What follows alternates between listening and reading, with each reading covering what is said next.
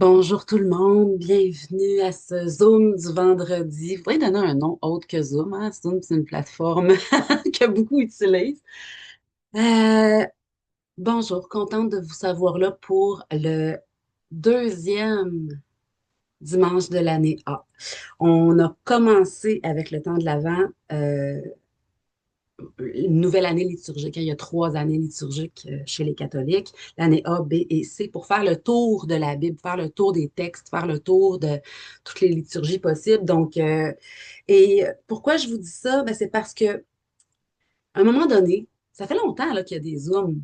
Puis tu sais, c'est vraiment tout le temps la même gang. Je fais pas de publicité. J'annonce pas haut et fort qu'il y a ça. Comme ça reste intime. On est maximum une vingtaine et c'est correct.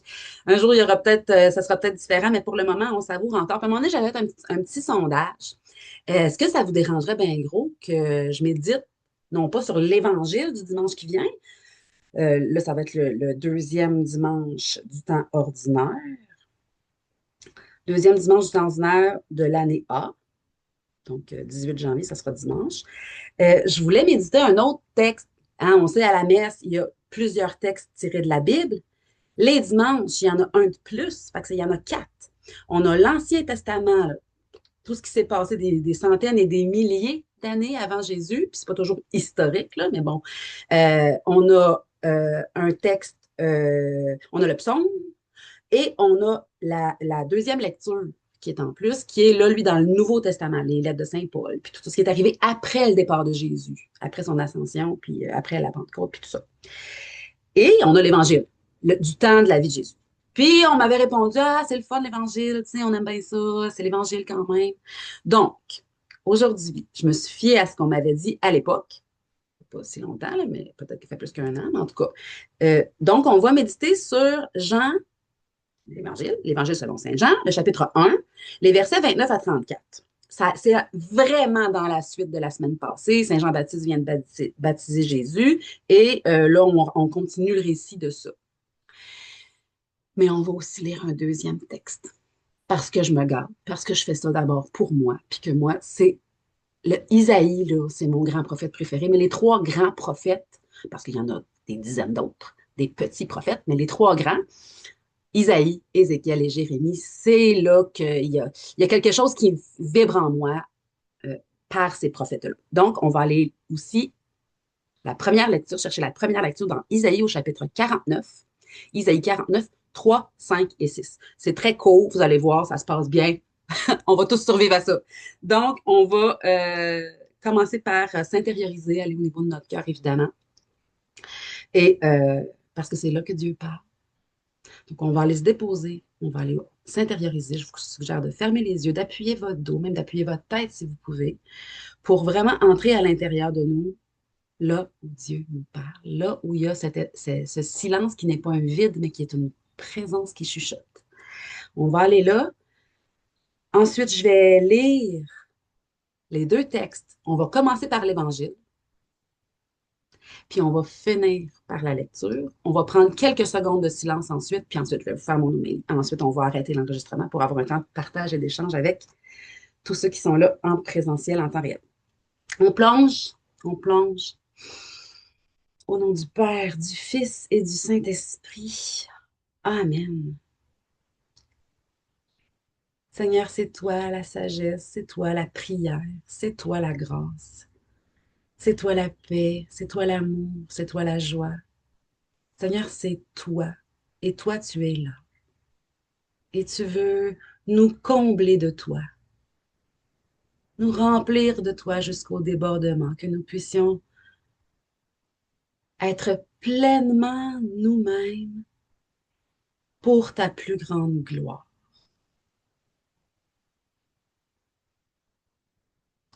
Merci Seigneur de venir ouvrir les oreilles de notre âme, de notre cœur, de notre intelligence, de notre conscience. Aide-nous à entendre ton amour qui fait toute la différence, à entendre la vérité, la bonté de Dieu, la bienveillance de Dieu, à t'entendre nous dire ton amour, nous dire que nous sommes aimés, que nous sommes importants, que nous sommes précieux, qu'on a du prix à tes yeux, que tu nous aimes, Nous sommes plus importants que tout pour toi.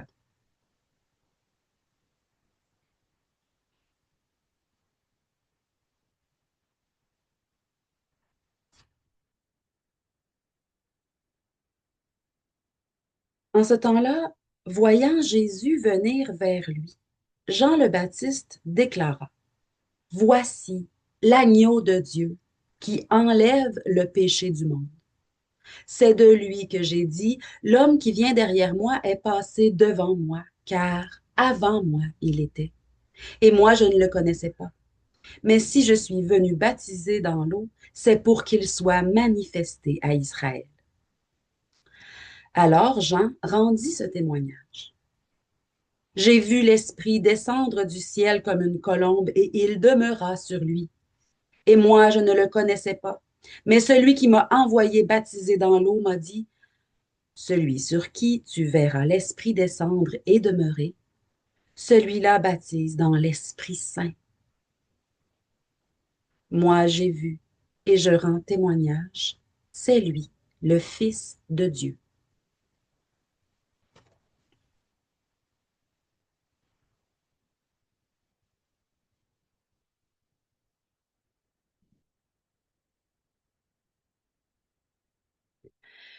Le Seigneur m'a dit, tu es mon serviteur.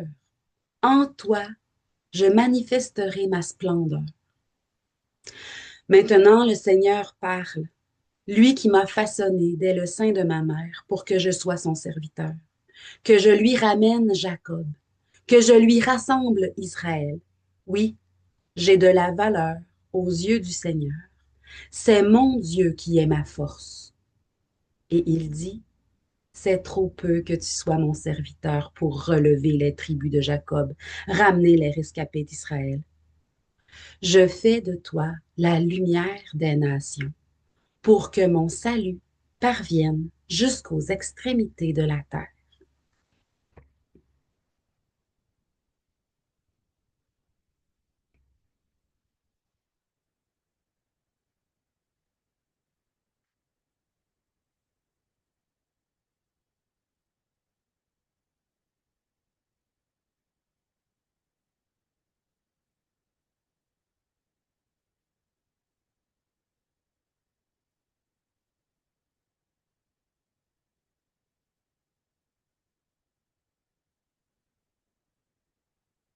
Un petit mot sur l'agneau de Dieu avant de passer au prophète Isaïe.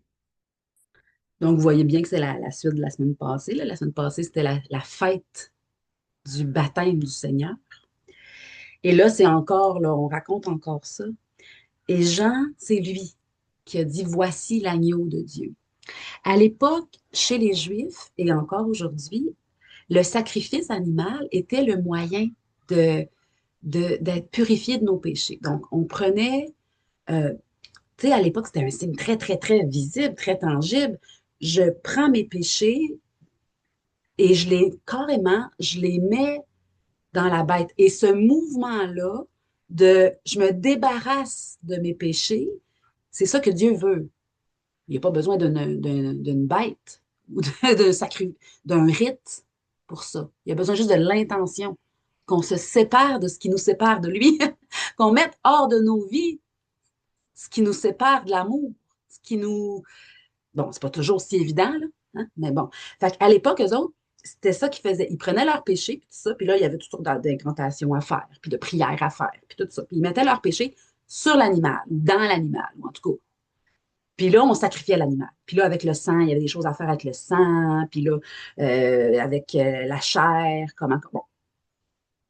Fait que quand Jean dit, voici l'agneau de Dieu, parce qu'il n'y avait pas de sacrifice plus beau à faire. Tu sais, quand il n'y a pas de dépanneur du coin, puis d'épicerie, puis de fruits et légumes au coin, là.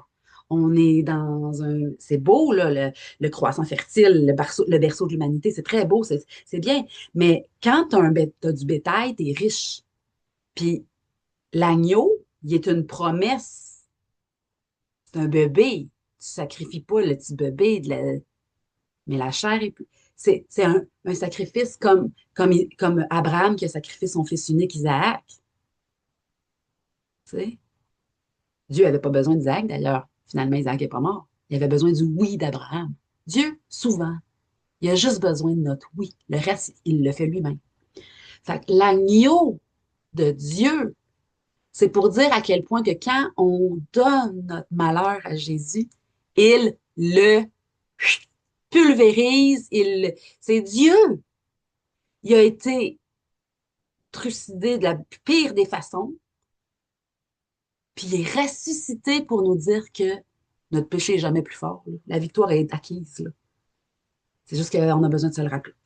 Donc, un mot, ça, c'était le mot sur l'agneau de Dieu pour l'évangile de dimanche. Mais la lecture, peut-être que vous l'avez entendu à ma manière de proclamer la parole.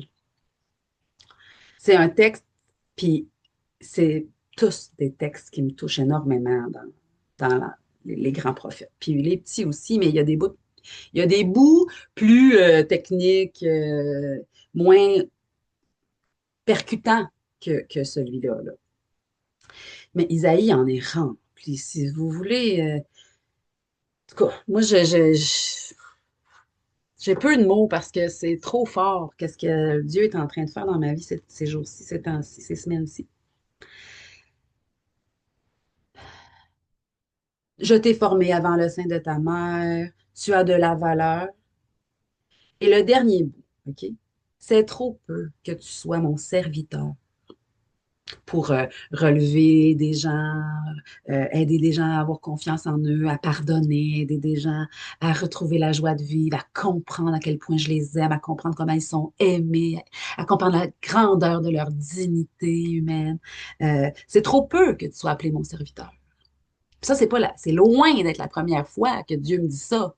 Ça- Je le sais jusqu'au dans mes tripes. On n'est pas ses serviteurs. Il me le dit à moi, là, mais moi, là, je ne suis qu'un porte-parole. Il me le donne de goûter son amour juste pour que je vous dise comment que je l'accueille puis comment que ça change tout. C'est ça, c'est que ça change mon quotidien. C'est trop peu que tu sois mon serviteur pour relever, pour ramener, pour rescaper, pour tout ça. Je fais de toi la lumière des nations pour que mon salut parvienne jusqu'aux extrémités de la terre. Ça me parlait quand j'étais à Tahiti, quand j'étais en Belgique, quand j'étais partout. Ça me parlait énormément. Je veux que mon salut, je veux que Dieu dit, je veux que mon amour soit connu, puis que ça illumine les âmes. Et pour ça, ben là, c'est ça. Tout ce que je travaille fort ces temps-ci pour vous, mes amis, là, à préparer un accompagnement individuel sur mesure sur 9 semaines. Je travaille, ça me motive tellement, là. C'est comme si c'est beau de propager la bonne nouvelle comme ça en 15-20 minutes par semaine ou avec un calendrier de l'Avent comme on a fait ensemble ou là, on va avoir un beau carême aussi. Ça va être beau aussi. Ça, la pub est presque prête. Ça va démarrer là, un beau carême de la joie. Un carême de la joie. Pour, en tout cas, j'ai hâte de vous raconter pourquoi, là, mais j'ai déjà vécu ça, puis ça, c'est on veut que notre vie soit plus belle, ben c'est ça. Je vous offre plein de moyens, grâce à Dieu, avec lui, en toute simplicité. Et voilà. Donc, euh, pour que mon salut, bon, je vais terminer pour ne pas étirer inutilement, là, mais le salut, c'est pas un mot, tu sais, ah, salut, salut, c'est bonjour pour nous. Mais le salut, c'est l'accès à la promesse suprême. Le salut, c'est euh, la vie éternelle. C'est le fait d'être à infini, d'entrer en Dieu, puis Dieu en nous. Ça, c'est comme le salut, c'est une grande fête pour toujours. Ça nous dépasse complètement, là, le salut. Et le salut est déjà acquis. Là. La victoire est acquise, le Seigneur nous l'a donné. On est sauvé. On est sauvé. Et pour moi, laisser ce salut-là prendre des racines, pousser des rameaux, porter des fruits, c'est l'image de me laisser porter par Dieu. Pour moi, c'est ça l'image. Dans mon cœur, quand il y a des choses que ça marche pas, c'est pas ça, comment ça que c'est lourd, comment ça que c'est compliqué, comment ça que je vois pas clair, comment ça qu'à chaque fois qu'il y a quelque chose de moins lumineux. Hein, la lumière, ça revient. Hein. Mais quand il y a quelque chose de moins, c'est moins ça, tu sais, Seigneur, je te le donne. Je me dépose tout entière dans ta main. Puis là, je respire à fond. Ça, là, ça s'appelle juste gérer son stress au quotidien. La psychologie, psychopop, là, tout ce qu'on nous propose, c'est ça. Aller respirer, aller nommer le bobo, aller identifier l'élément et lâcher prise. Mais moi, là, je lâche prise dans la main de mon papa. Et les friperies que je fréquente ont rouvert leurs portes et j'ai goût de pleurer, ça y est. J'ai accueilli des cadeaux. C'était Noël. À Noël, c'était fermé, les friperies, mais moi, j'y vais, je passe une petite heure, je reviens. Ça, c'est comme une pause pour moi. Puis là, j'accueille l'amour de Dieu. Puis je parle avec les gens qui font du bénévolat, là. Il y en a parmi nous qui sont là. Euh, je prends le temps d'être et d'accueillir l'amour. Parce que c'est ça pour moi, le bénévolat, puis les friperies, puis les ressourceries, les Saint-Vincent-de-Paul. Saint-Vincent-de-Paul qui est un grand, grand saint. Et j'ai accueilli, Seigneur, comment ça se fait que tu me donnes ça? C'est plus dans le mille que dans le mille, là. Euh, je vous ferais faire un moment donné, je pourrais faire une petite vidéo juste avec ça, juste vous montrer tous les trésors que Dieu me donne. C'est, c'est de toute beauté. Pour ceux qui savent, je rénove une maison en ce moment, puis là, on entre dans l'étape de la décoration. Fait que je trouve des meubles d'appoint. Ah, Dieu est bon. Dieu est bon. Le salut, c'est de déposer ce qui marche pas. Là, on appelle ça comme on veut, puis ça va du pas grave à le plus grave, qu'on peut même pas nommer parce que c'est trop honteux, là. Tout ça, incluant ce qu'on a de la misère à nommer, OK? Tout ça, là, on dit à Dieu dans notre tête, je te donne ça, Seigneur. OK? Moi, ma conversion, la fille, c'est ça qu'elle m'avait dit, c'était une jeune religieuse. Elle avait dit, mais donne ça à Jésus. Là, j'avais tellement l'impression qu'elle ne comprenait rien, elle, elle avait tout compris. On dit ces mots-là, puis on essaye de se détendre en le disant. En expirant, on dépose tout ça dans la main de Dieu et Dieu vient nous sauver. Il ne vient pas régler la situation, mais il va nous inspirer. Il va nous envoyer son Esprit Saint pour qu'on ait la bonne idée pour régler la situation. Il va nous inspirer la bonne personne à la porte de qui cogner pour avoir de l'aide ou des réponses ou quoi. Dieu va prendre le bobo, puis il va s'en occuper. Il prend en main notre cause. Nous sommes ses enfants bien-aimés. Donc, voilà pourquoi Isaïe est important pour moi. Il résume tellement dans trois versets, trois pauvres petits versets. J'ai l'impression que ma vie est toute là. Puis, l'importance du moment présent, pour moi, la plus belle journée de ma vie, c'est aujourd'hui. Et je vous invite à ça aussi le nommer, le dire. Et ça change quelque chose dans notre manière de vivre notre journée. Merci mon Dieu pour la vie. Cette journée va être formidable, quel que soit comment ça va se passer, quel que soit l'état de mon cœur en ce moment. Merci pour cette journée. Ouvre mes yeux sur ton amour aujourd'hui. Et Seigneur, c'est ce que je te demande pour nous, de nous apprendre à nous laisser sauver, à nous laisser porter par toi. Bénis toute cette journée, bénis tous ceux que nous aimons, tous ceux que nous n'aimons pas assez. Bénis notre monde qui en a tant besoin. Seigneur, je te supplie d'envoyer des personnes avec des valeurs chrétiennes dans notre gouvernement, dans les gouvernements, partout. Que les gens qui ont la foi, l'espérance et la charité s'engagent à propager le bien, le beau, le bon. Donne-nous un cœur universel, Seigneur. Aide-nous à aimer, à être bon, bienveillant, toujours. Aide-nous à nous tourner vers toi rapidement quand on se détourne. Bénis spécialement toutes les situations qu'on a nommées avant le début de ce Zoom. Bénis-nous, Seigneur, bénis tous ceux qui auraient aimé être là, mais qui ne l'ont pas pu.